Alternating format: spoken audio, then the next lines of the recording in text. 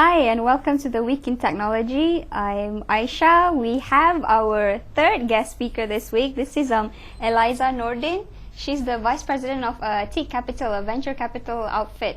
We're going to talk about her recent trip to San Francisco for the Web 2.0 conference, and apparently I think she came out with a lot of goodies and takeaways from that web. So this week we're going to be discussing about Web 2.0 and especially how to monetize Web 2.0. It's a sexy thing to say, but you know, getting money out of it is another issue.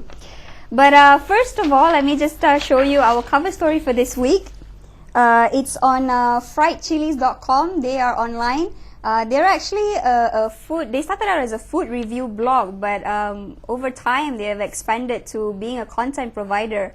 And they launched Malaysia's first online food channel called Fried Chilies TV, and I think their first video actually won an award in New York Food Festival in 2007. So you know, a very impressive bunch of guys.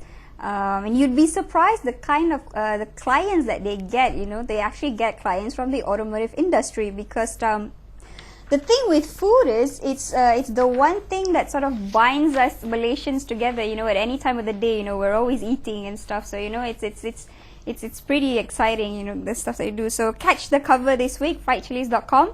I'll go straight to our guest speaker and I'll talk about Web 2.0. So, hi Eliza, thank you for being with us. Hi. Right, so the San Francisco Web 2.0 conference, I understand that there were some interesting points about how, because I myself am wondering, you know, I mean, everybody wants to do the next popular thing, the next popular application, you know, the next big thing, you know, with Twitter and stuff, but then are they really making money, you know? Yes, a lot of the companies who are in the social media or social networking industry, they are making money. Oh, right, it's just that depends on where you are in the value chain. Web 2.0 is not technology, it's a set of technologies like Wikipedia's, blog, podcasting, and so forth. And for in Web 2.0, it depends on where you are. You can be at an infrastructure service provider, you can be at the platform provider or application on top of the pyramid. So those who are really making money are at the bottom two, infrastructure and platforms. Right. So infrastructure are like companies like Amazon Web Services, where they provide platform for companies to host. Right. So that's one example. To host their Web 2.0 applications. Yes, and the other part is the platform provider, where you have companies like Kick Apps. They are US-based. Kick Apps, Lithium, what else? Igloo, where they provide social networking platform for CMS and also for customers to use. So if you use these platform provider solutions or services, you can provide social networking capabilities to your customers. So you don't hear these companies as much because they are the provider. Yeah, they're in the background, you know. Yes. We all see stuff like, you know, MySpace and Facebook. Yeah. Yes. So there are two schools of thoughts. Some people think that Facebook will be the next thing, where all the consumers will be on Facebook. There's another school of thought that say a lot of these users will be shying away from Facebook and they will have their own social networking platform. All right. For example, in the US, they have Baseball Beauties, where this Baseball Beauties group use social networking platform to get sponsors, to get advertisers, and with all the memberships and members, that's how they monetize. So they use this technology to monetize. And social networking platform is also used by professionals like doctors, and they charge membership fees.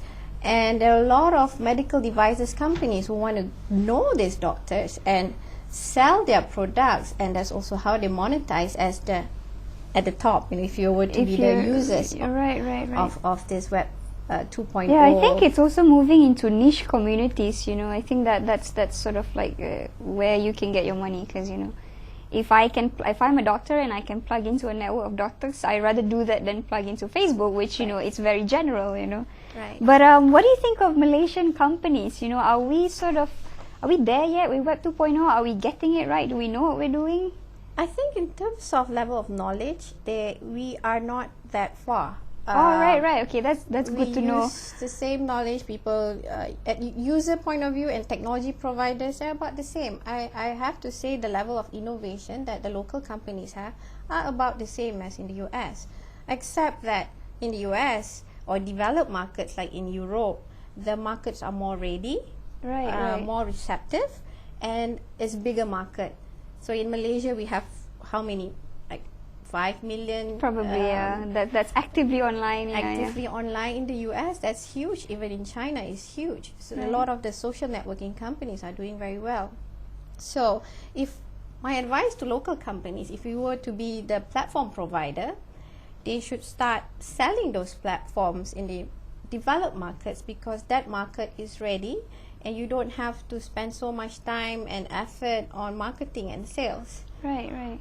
Because in Malaysia, you have to educate the customers and you have to find partners. So it's a longer cycle if you were to start marketing it here. But I think over time, that will change as there's more internet users and they are more receptive to all these social networking capabilities. So, what about the feel, the general feel of the conference? Did you get a sort of a high from just being there? Because I remember my trip to Lotus Sphere in US, in Orlando. I was just amazed by the level of passion and just enthusiasm that they have of being in conference, which I couldn't find here in Malaysia. Yeah, it was very exciting. I mean, it was my first time going to that conference. I was told that the number of participants have decreased from 10,000 to 8,005 this year. But the level of excitement is still there, and there are few tracks. They talk about security track, government, for developers, for business model. So you have all these tracks, and I can see the attraction is more on business model, because a lot of people are more interested to discuss about what's next. How do you monetize? How do you make money out of it?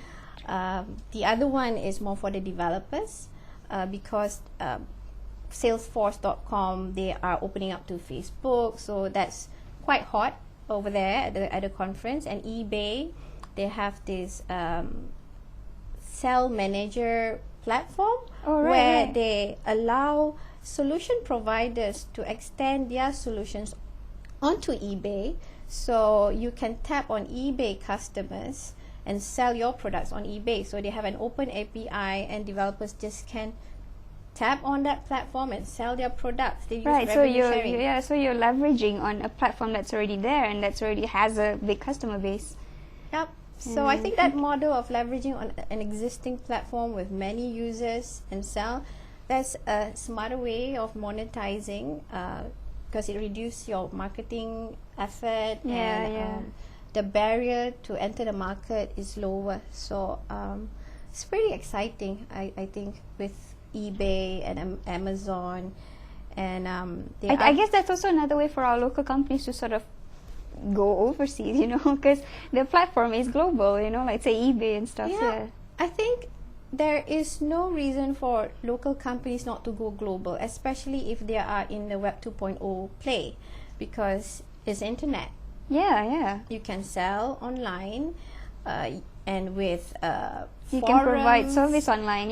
You chat, you provide customer services online through VoIP, and I believe that's the good way to sell. All right. Okay, that's all. Thanks for your time. We've come to the end of the show. Thank you for watching with us. Have, as Karam would say, have a productive week in technology. We'll see you next week. Great. Thanks. Bye.